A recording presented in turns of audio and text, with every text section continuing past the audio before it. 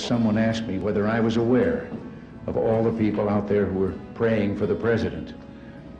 And I had to say, yes, I am. I felt it. I believe in intercessionary prayer.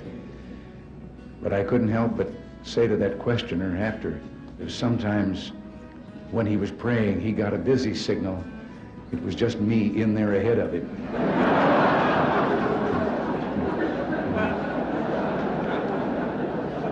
I think I understand how Abraham Lincoln felt when he said, I have been driven many times to my knees by the overwhelming conviction that I had nowhere else to go.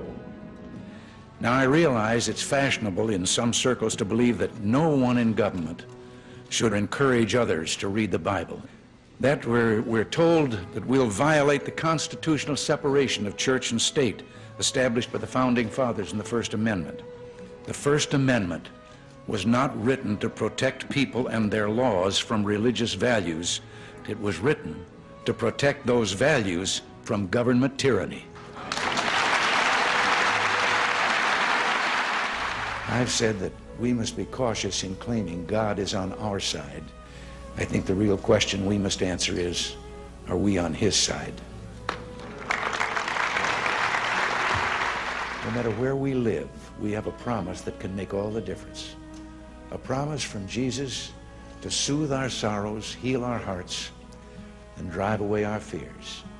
He promised there will never be a dark night that does not end. Our weeping may endure for a night, but joy cometh in the morning. He promised if our hearts are true, His love will be as sure as sunlight. And by dying for us, Jesus showed how far our love should be ready to go. All the way. For God so loved the world that He gave His only begotten Son, that whosoever believeth in Him should not perish but have everlasting life. We all can recite.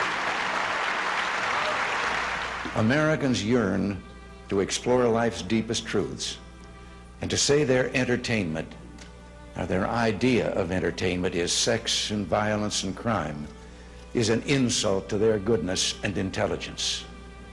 We are people who believe love can triumph over hate, creativity over destruction, and hope over despair. And that's why so many millions hunger for God's good news. I've always believed that we were, each of us, put here for a reason, that there is a plan, somehow a divine plan for all of us. I know now that whatever days are left to me belong to Him. I also believe this blessed land was set apart in a very special way. Our forebears came not for gold, but mainly in search of God and the freedom to worship in their own way. We've been a free people living under the law with faith in our Maker and in our future. I've said before that the most sublime picture in American history is of George Washington on his knees in the snow at Valley Forge. That image personifies a people who know that it's not enough to depend on our own courage and goodness. We must also seek help from God, our Father and Preserver.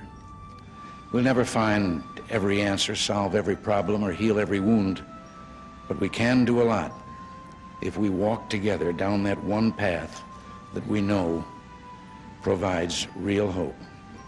The morality and values such faith implies are deeply embedded in our national character.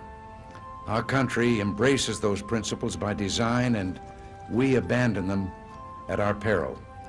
My experience in this office I hold has only deepened a belief I've held for many years.